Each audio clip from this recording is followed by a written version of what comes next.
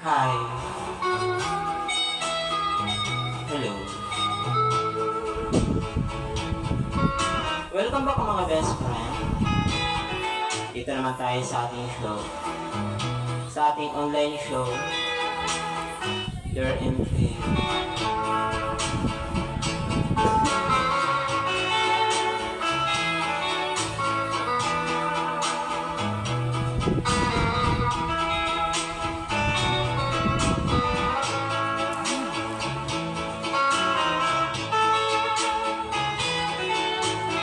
Ito ba yung pinakakaabangan tuwing Sabado ng gabi?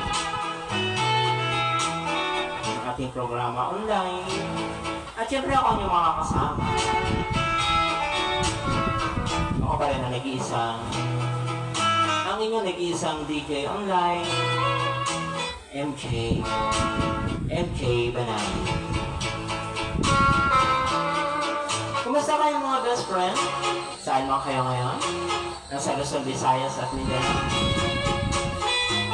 Ano man ang iyong pinagkakabalaan sa ngayon? Sana ay ligtas kayo, malayo sa anumang kapahamakan. At syempre, dapat masaya kayo ngayong gabi. Samahan niyo po ko sa isang oras at magbibigay sa inyo ng ng mga gandang musika at syempre yung inaabangan na pagbasa ng DM ng ating mga follower. At syempre ang guest natin for tonight, our co-host, si Lindsay. So maya-maya, ibibigay na natin yung diham kay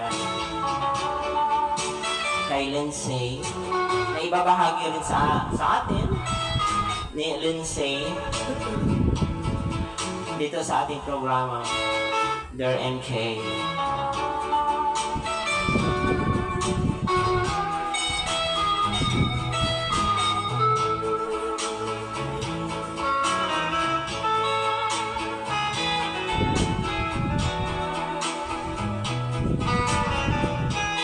Eh, syempre sa ating pambungad na musika, eto muna.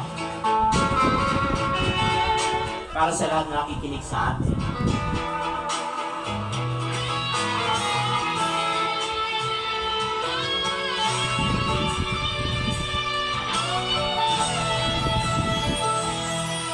Di ba rin mapaniwala ang puso at isip ko na tuluyin kang mawawala, iiwan mo ako.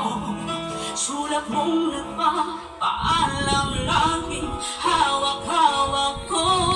Ang luha ko'y patuloy na pumapatak dahil sa'yo.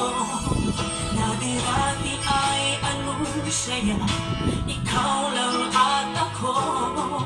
Di naisip na damdamin mo sa akin ay magbabago.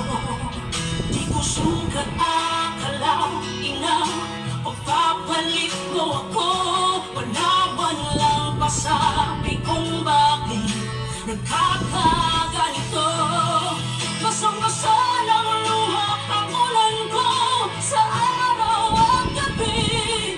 Hinahanap mo palagi na ikaw ay magkatabi. Ang oras ay tinititigan na ikaw ay hinihintay na magbalik sa piling ko, makasama habang buhay. Nadarati ay anong saya, ikaw lang at ako. Pinag-isip na damdamin mo sa akin ay magbabago. Di ko sukat akalain na pagpapalit mo ako.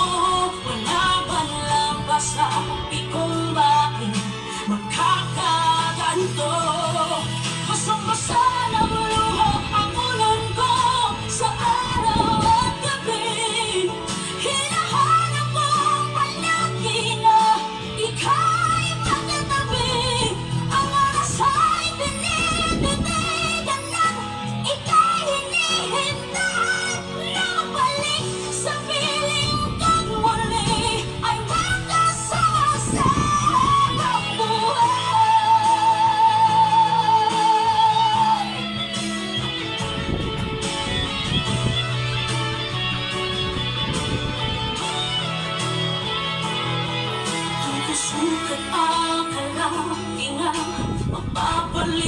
ako.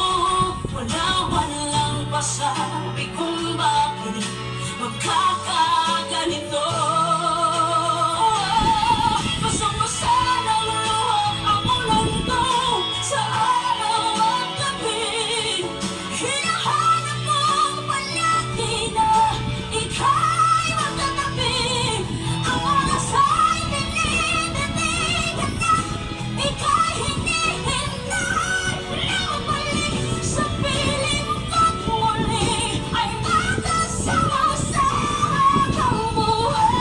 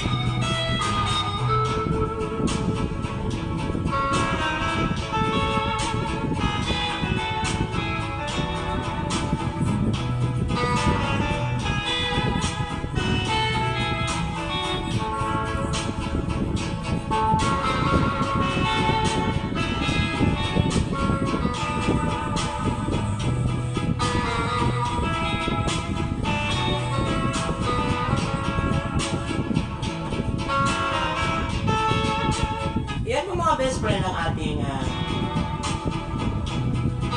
pambungad na musika. Dito pa rin yan sa ating programa online, Learn MK.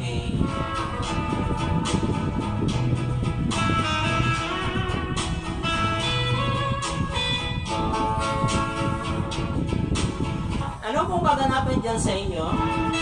Sama-sama tayo sa loob ng isang oras na pagbibigay sa inyo ng isang kasiyahan. Ngayong Sabado, April 5, 2025.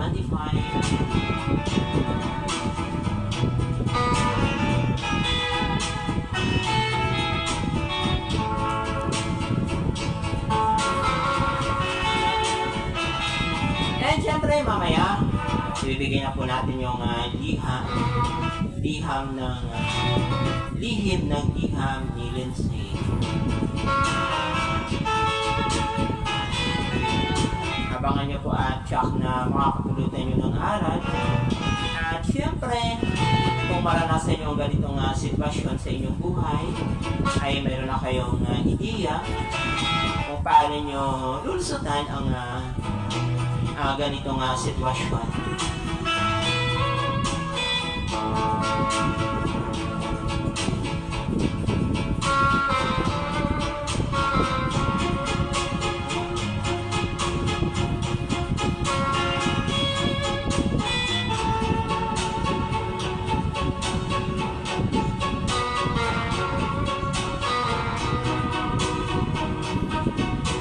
Siyempre, nagpapabati sa atin yung mga friendship natin dyan.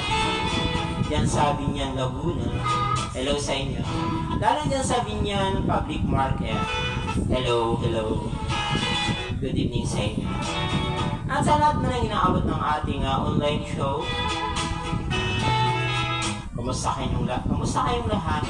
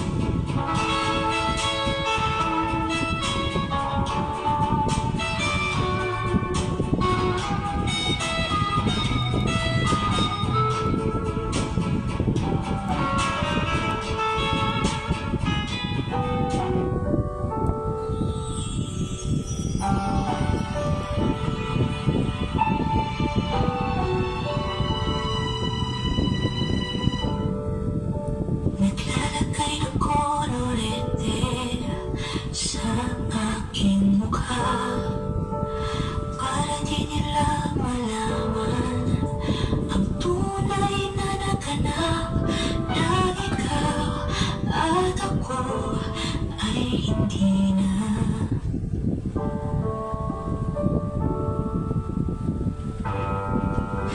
Ine-ensayo pa ang mga ngiti para di halata. Damdamin ko'y pinipigil, sa loob umiiyak, dahil ikaw at ako ay hindi na. At ang hirap magpapanggap na ako na ako'y masaya, kahit ang totoo ay talagang wala ka na. At kung bukas pagmulat ng aking mata, may mahal ka ng iba, wala na akong magagawa.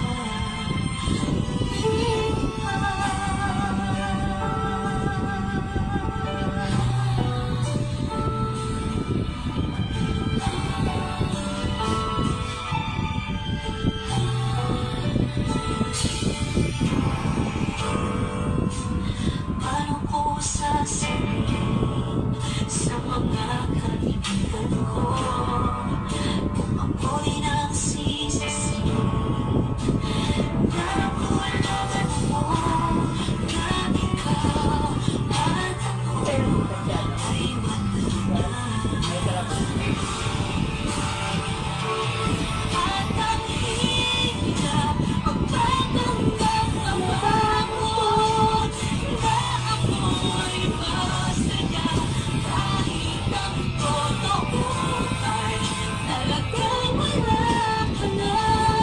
At kung bukas pagmulat ng aking mata, may mahal ka ng iba, wala na akong magagawa. Saan ako nagkamali? Di ko maintindihan. Kung sino mang nagmamahal, siya pang naiiwan. Siya pang naiiwan.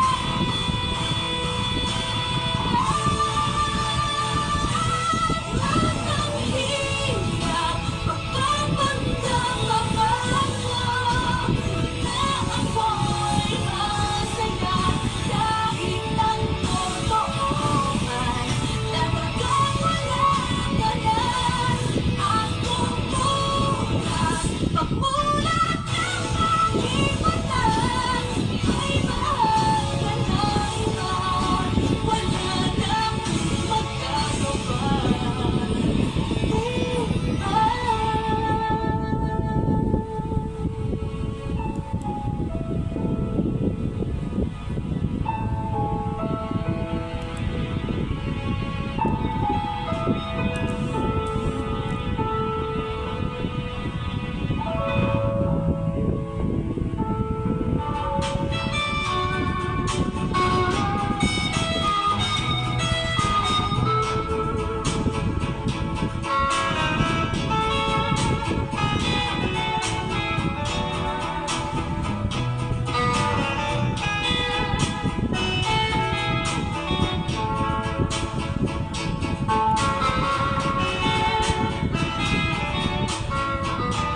Welcome back mga best friend.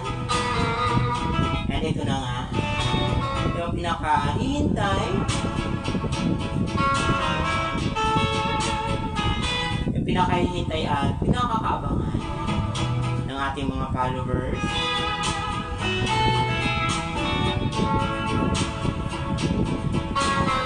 Yung pagbabasa ng liham ng lihim ni Lindsay.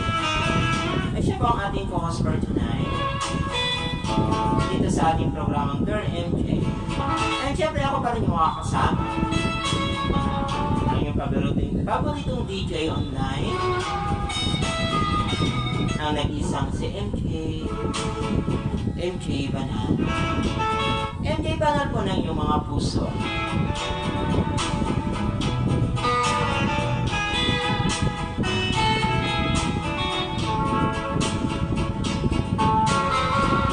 ano, Lindsay, ready ka na ba?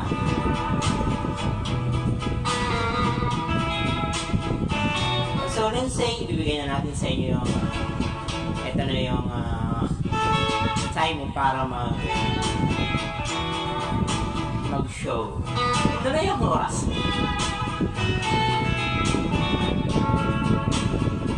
So, ito na po ang mga best friends si Lindsay sa kanyang lihim ng liham.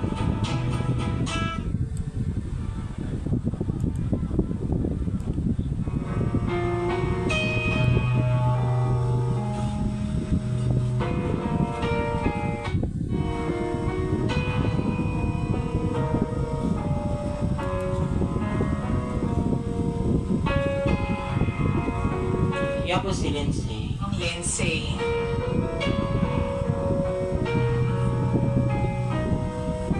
Hayaan niyo pong ibahagi ko po sa inyo ang aking kwento. Kasi wala na talaga akong mapaglabasan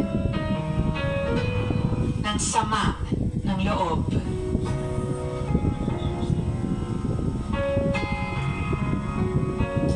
Lindsay, I'm in a 2-year relationship with my boyfriend.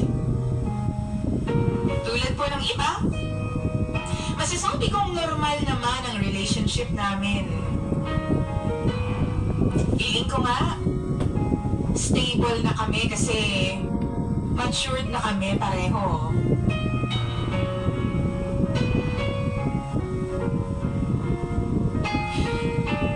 Not until this night happened. Birthday po ng tropa ng boyfriend ko. Kaya naman ina-invite niya kami ng jowa ko sa place nila. Inuman daw. Kasama ang ibang tropa na kasama rin ang girlfriends nila. Since wala naman kaming gagawin ng boyfriend ko, pumunta kami. Kilala ko rin naman yung mga kaibigan niya eh. So wala namang problema sa akin.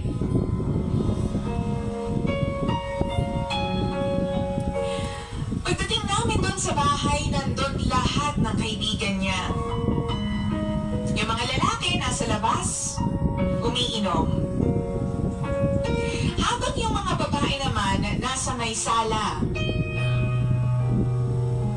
Hiwalay ang inuman ng mga babae, kaya hinatid ako ng boyfriend ko doon sa mga kapwa ko babae.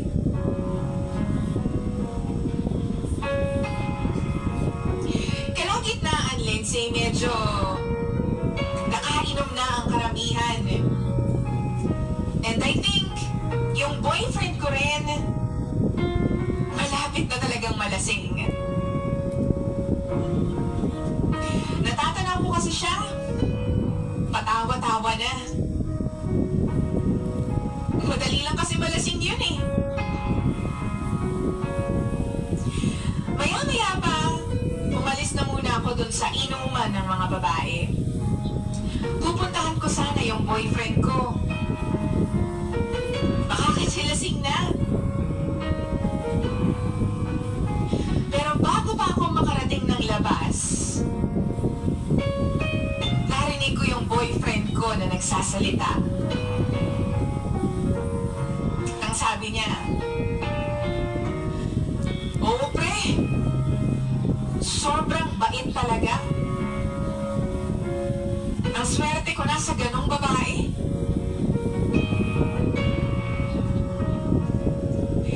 Lindsay, nag-blush ako ng kaunti. Kasi alam kong ako yung tinutukoy niya. Ako kasi yung girlfriend niya, di ba?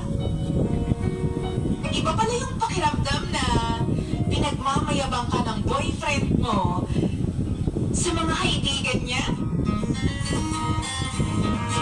Sabi ko nung time na yon, hindi lang naman ikaw yung swerte. Ako din naman swerte sa'yo. Lahat gagawin ko para lang tumagal tayo. Ano yung pangalan? Nais ko malaman kung ano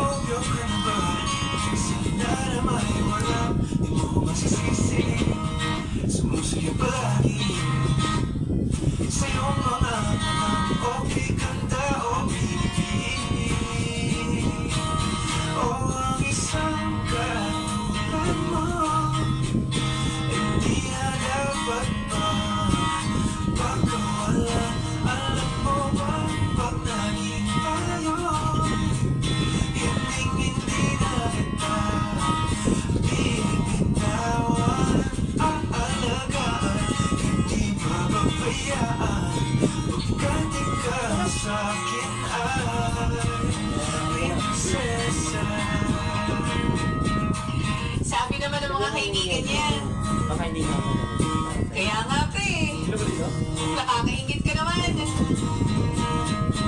Naka-jackpot ka ha? Alagang-alaga ka na. Wala ka pang gastos kasi may kaya si Kyra.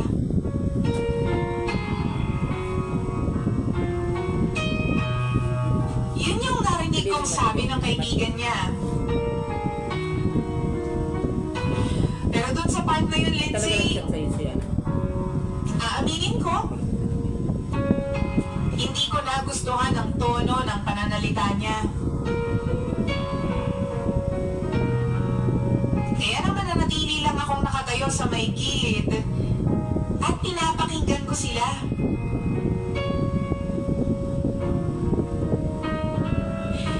Hindi ko rin alam kung bakit nandun lang ako. Tapos parang naiintriga akong makinig sa kanila. Siguro kasi alam ko na ako yung pinag-uusapan nila.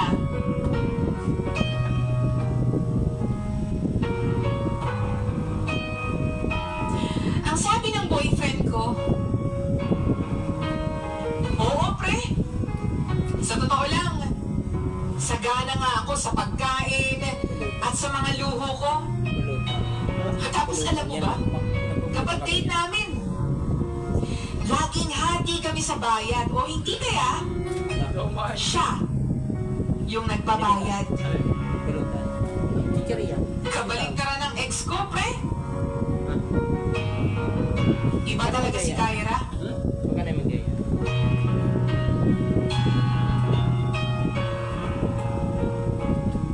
Noong time na yun, pakiramdam ko lasing na nga yung boyfriend ko. Kasi nabanggit niya na yung ex niya eh. Alam mo, Lindsay, 2-year relationship din yon, pero pinagpalit siya sa lalaking may kaya. Kaya naman random ko talaga yung hinanakit niya. Nung bago pa lang kami, Wait na. nalaman ko na pineperahan lang siya nung babae. Kaya ang sabi ko sa sarili ko, never akong maghihingi kahit piso sa kanya. Kaya ko namang bigyan lahat ng gusto ko eh. Kasi may trabaho naman ako.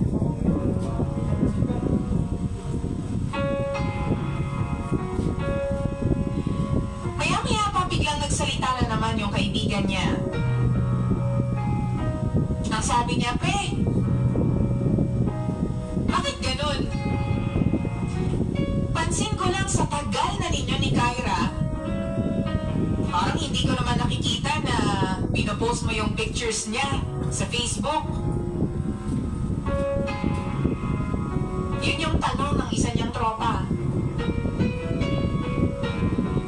Lindsay, doon ako mas lalong na-intriga.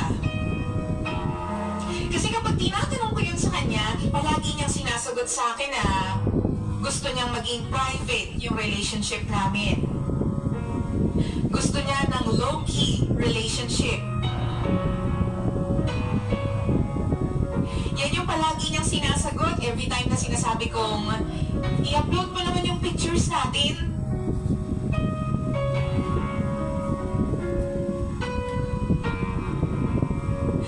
Pero nagulat ako sa sagot ng boyfriend ko. Ang sabi niya, pre, in-unblock na kasi ako ni Nicole. Eh di ba nga, ex ko siya? Alam mo naman yun, stalker. Sa totoo lang, nahihiya ako na baka sabihin niya, pinagpalit ko siya sa mas pangit sa kanya.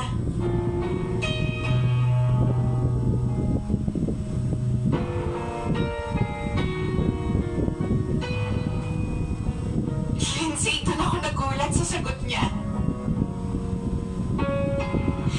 Hindi naman ako malungkot nung gabing yun, pero nakakapanglata yung narinig ko.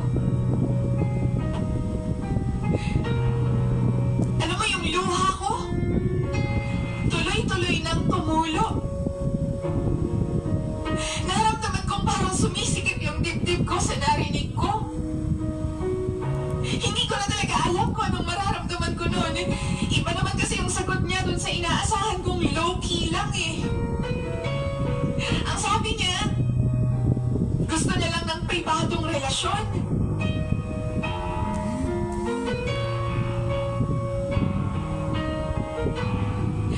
Dagdag pa ng boyfriend ko. Simple lang kasi si Kyra, di ba?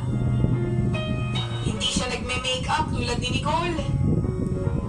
Si Nicole kasi palaging nag-aayos.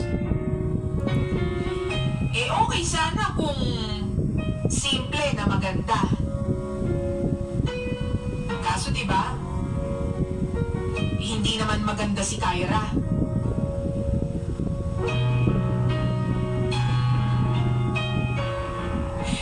Lindsay, hindi ko na kinaya yung mga sinabi niya. Tapos narinig ko pa yung tawanan ng mga lalaki. Para akong biglang nanliit. Parang bigla akong nahiya sa sarili ko. All this time, hindi ko alam na issue pala sa kanya na hindi ako nag-aayos. Na para sa kanya pala, hindi ako maganda. Na mas nagagandahan pa rin pala siya dun sa ex niya. Hindi ko alam kung dala lang ng alak kaya napaiyak ako nung gabing yun, pero Lindsay, sobrang sakit.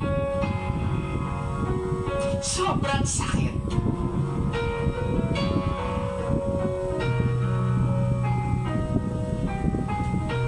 Dahil lasing na yung iba naming kasama, hindi nila napansin yung mukha ko na namumula na.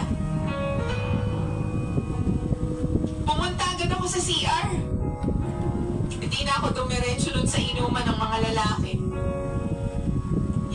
Inayos ko yung sarili ko. Tinignan ko yung mukha ko sa salamin. Naghilamos na rin ako para hindi masyadong halata na umiiyak ako. Kasi alam kong hindi ko bahay ito at hindi ako dapat mag-iskandalo o mang-away.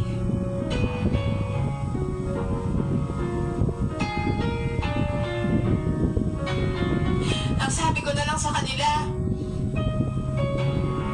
may kailangan na akong gawin sa bahay kaya aalis na ako. Hindi naman sila nagtanong pa sa akin. Nakiusap na rin ako dun sa mga tao dun na pakialagaan muna yung boyfriend ko. Kasi sobrang lasing talaga at hindi na kayang umuwi. Inalalayan ko lang silang ihatid yung boyfriend ko sa kwarto. Tapos nagpaalam na ako agad. Sabi ko, aalis na ako.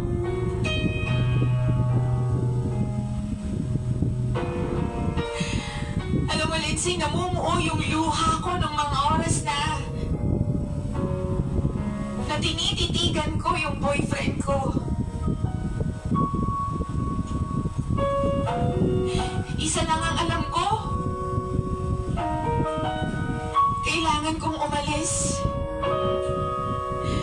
Kasi baka hindi naman ako bagay doon. Kasi yung sarili kong boyfriend, kinakahiya ako. Kasi mismo siya, hindi nagagandahan sa akin.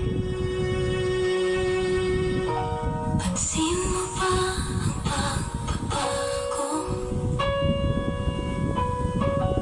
Di matitigan ng iyong mga mata. Tila di na nananabik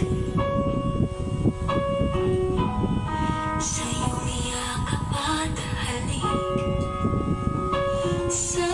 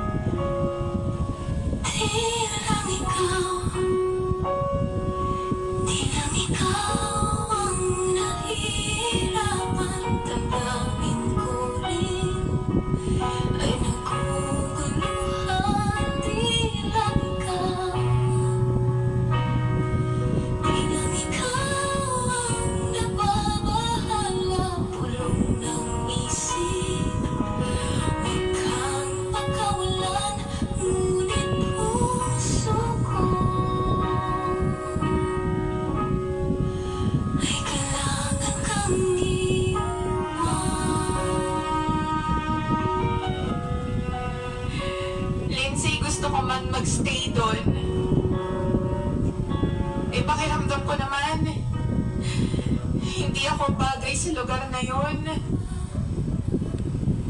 Nakaramdam ako bigla ng hiya sa sarili ko. At dun sa ibang tao na nandun. Nahihiya akong tumingin sa mga kaibigan niya. Tapos bigla akong na-insecure sa mga babaeng nandun sa sala.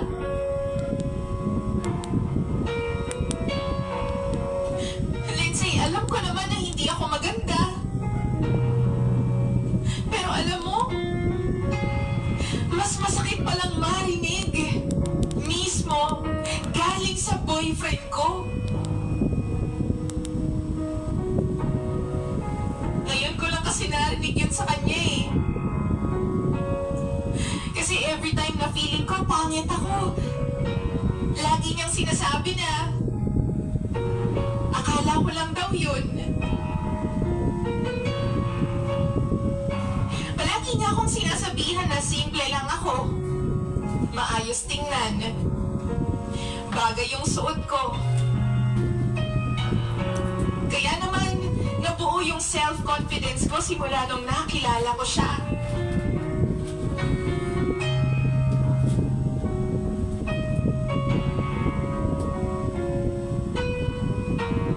But all this time, sugar-coated words lang pala.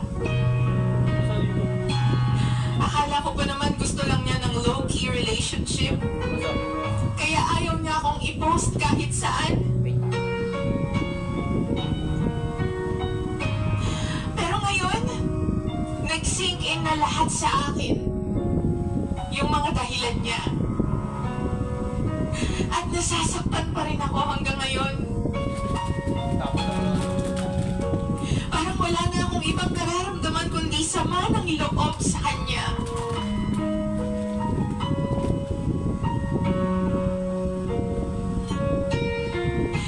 It's been days simula nung nangyari yun. Nakakaya ko namang kausapin siya ng normal sa mga tawag.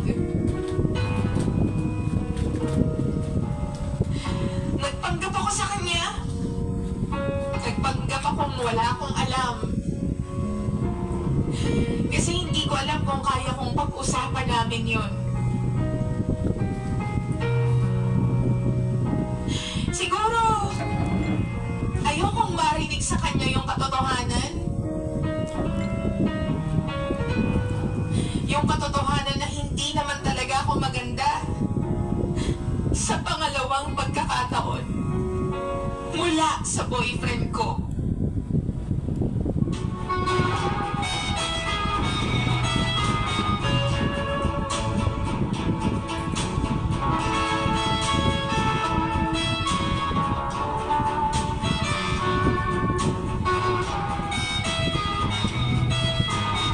Kawawa naman si ate. Alam mo yung ginawa sa kanya mga best friend?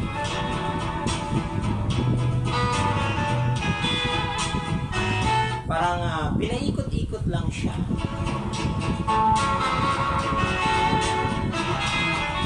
Pinaasa. Pero hindi naman pala siya yung totoong mahal ng kanyang boyfriend.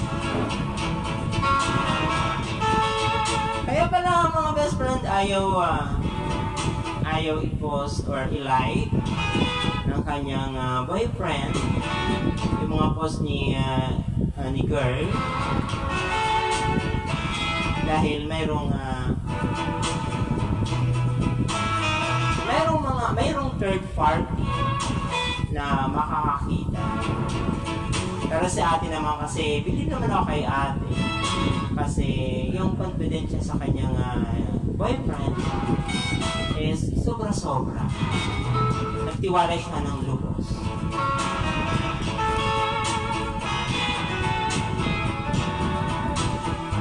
So yun nga mga best friend. Katulad ng mga nakaraan natin ng mga liham, mga kwento dito sa ating programa. Ayan nga yung mga lalaki. kung hindi kayo marunong kumilala sa kanila, ay malamang mapapaikot ka. So, bibihira na lang siguro yung mga lalaki na maging seryoso. So, take note ha, hindi naman lahat mga best friend. Siguro ko sa mga moment na to, maraming nakaka-relate. Lalo na sa mga girls dyan, na mga nasawi, pinaasa. So, ituloy natin mga best friend yung kwento sa lihim ng liha para malaman natin kung ano talaga yung magiging wakas ng ating kasaysayan dito sa lihim ng liha. Dito pa rin yan sa ating programa, Dear MJ.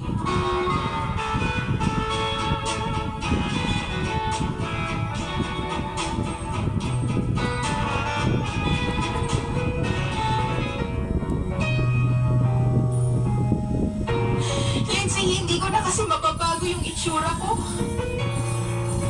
Totoo yun eh. Ito yung tunay na ako. Mas mahirap pala na itago lang yung nararamdaman kong sakit. Kahit alam ko naman kung anong totoo. Ngayon, pinipilit ko lang maging maayos ang sarili ko. At yung boses ko, every time na tumatawag siya sa akin. At minsan hindi ko maiwasan na bigla na lang tutulo yung luha ko kapag naririnig ko yung boses niya.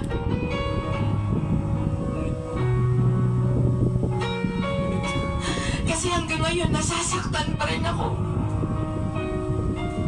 Parang nahihirapan akong tanggapin na of all the people, itong boyfriend ko, may ganun palang pagtingin sa akin.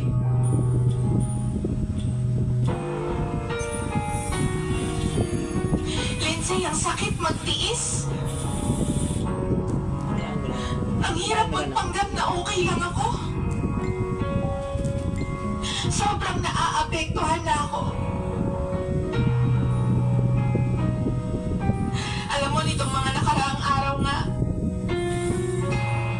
gusto ko lang matulog palagi.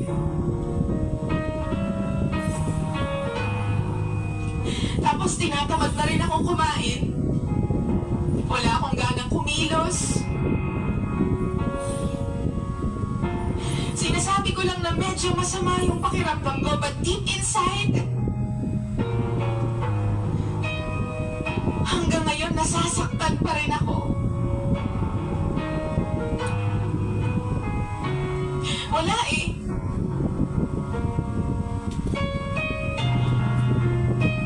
Mahal ko pa rin yung boyfriend ko kahit ganun siya sa akin. At lalong ayaw ko ng gulo, Lindsay.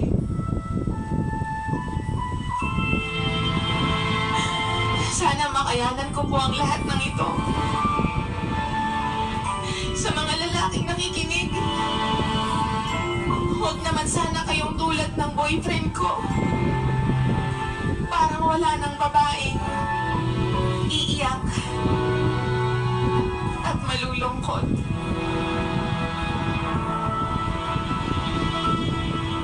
Sumubok na ako umibig at magbigay ng tunay na pagmamahal.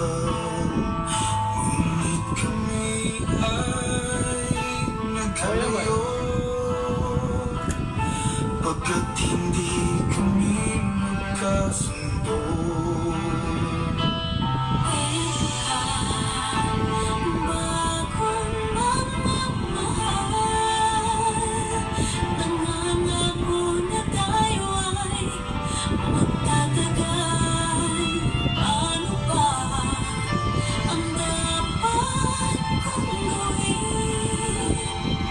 Sana ay pagbigyan ang aking hiling.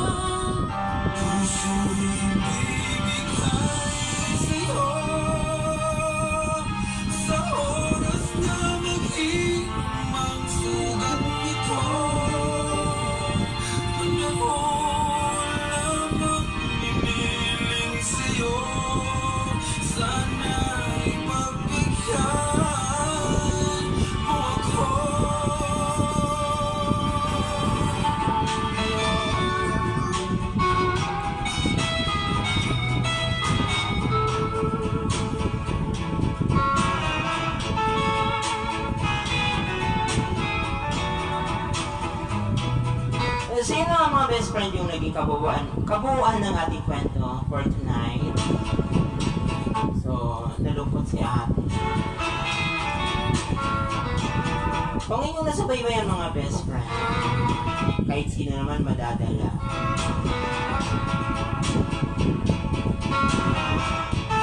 Bakit kasi pinagsabay-sabay ka?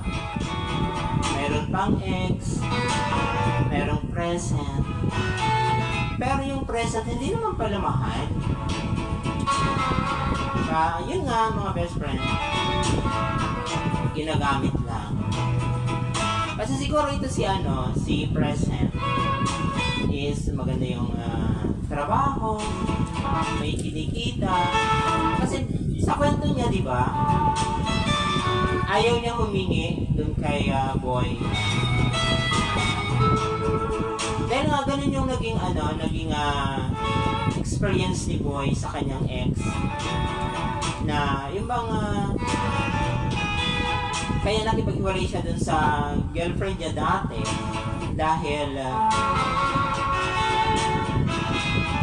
siya lagi yung gumagastos. Pero okay lang naman yun kasi lalaki siya eh. Pero nga yun iniwan din siya. Ngayon si boy naman naghanap. Eto na nga, nakita na nga si ate. Ito nakilala si ate. Si ate naman pala sa totoo inamin niya naman na hindi naman siya kagandahan. Simple lang yung niya, yung aura niya. Pero naniwala siya na minahal siya dito ni boy. Kaya nga kahit sabi niya kahit piso ayaw niya humingi doon kay ayaw niya pagasusin yun si boy.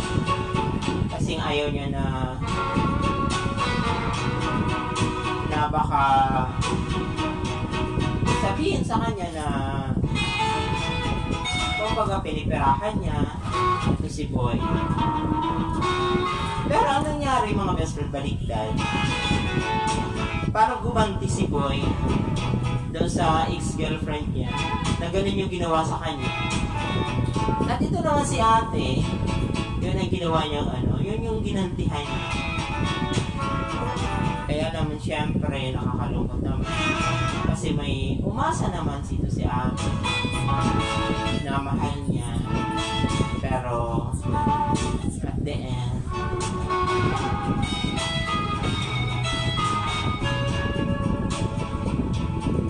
end, naman pala mga best friend, hindi siya mahal. Ginamit lang pala. So, parang pinaasa at nangako lang.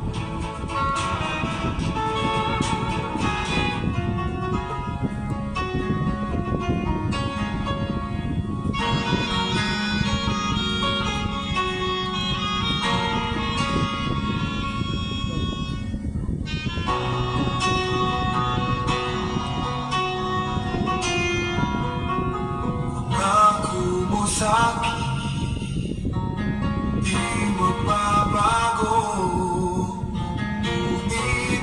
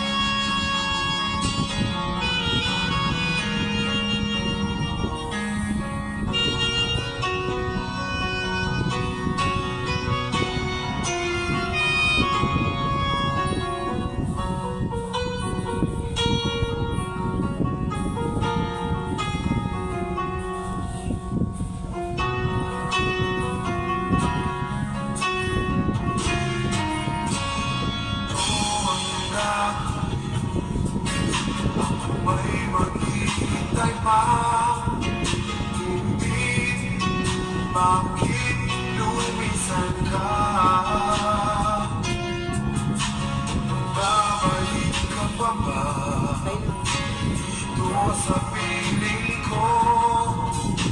Pangako mo sa'kin, asahan ko.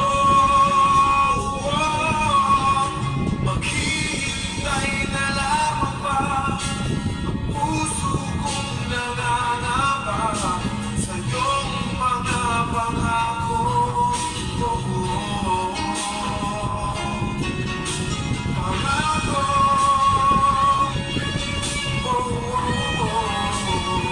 Ano ba ngayon? April na ngayon? Ano pa rin sabi? Girl, sabi ko 5.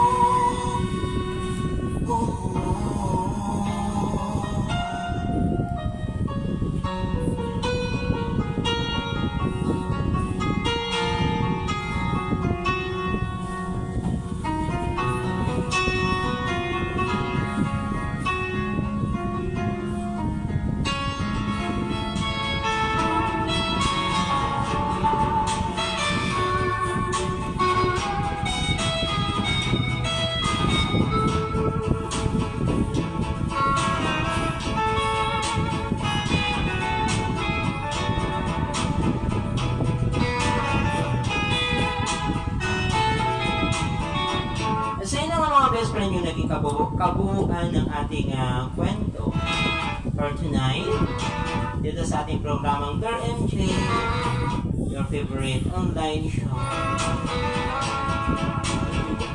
Tonight is April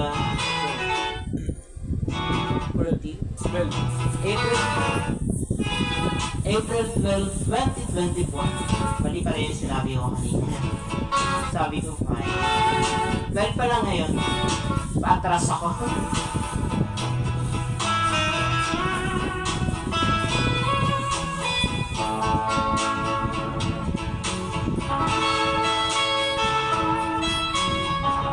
So maraming salamat dun sa ating guest kay Lindsay, and then sa nagbigay ng nagpadala ng diha. Ito na mga best friend, kumantong na tayo sa ating ito na pang hudyat ng oras para tayo ay mamaalam sa ating 1-hour show, our online program. Sana po yung kwento na yun nakapulutan ninyo ng araw, magsilbing inspirasyon sa inyo, sa babae, sa lalaki, kung kanino man na nagmamahal. Sana nakapulutan nyo ng ideya na ano bang ideya or aral na makukuha natin doon. Siyempre yung kilalanin natin kung sino yung dapat na pagkatiwalaan natin. Yung hindi tayo basta-basta na yung bang naniniwala tulad doon sa ating letter sender na lubos yung kanyang pagmamahal dahil naniwala siya na mahal siya. Pero at the end, hindi naman.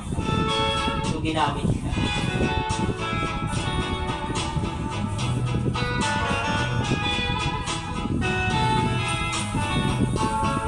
So, dyan lang po mga best friend nagtatapos ang ating isang oras na programa.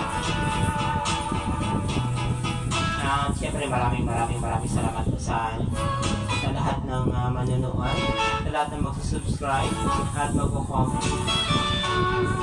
At siyempre yung mga magko-comment, comment po kayo sa ating comment section.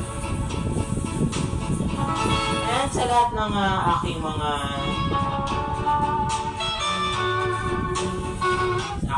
shows, mapapanood niyo po yan sa sa YouTube. Ang aking YouTube account po, MK Gahan. Ang aking FB account, MK Banan. And maya-maya po, live naman tayo sa TikTok account. So, ganun pa rin yung tema ng ating kwento. Yun pa rin. So, maraming salamat po. And bye-bye.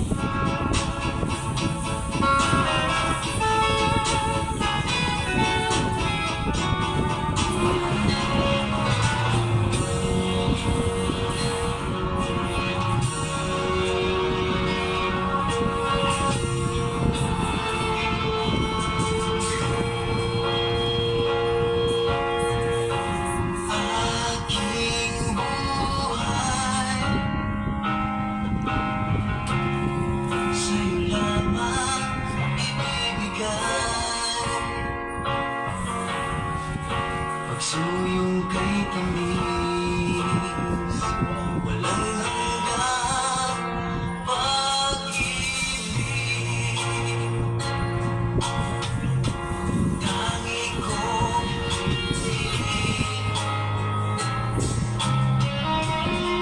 huwag sana sasaktan ang puso kong ito'y tapat sa'yo.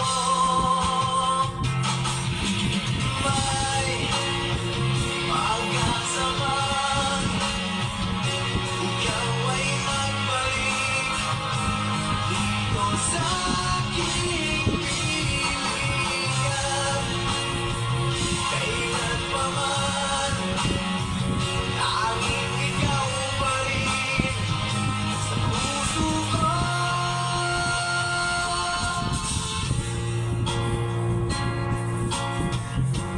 Nasaan ka ba? Mga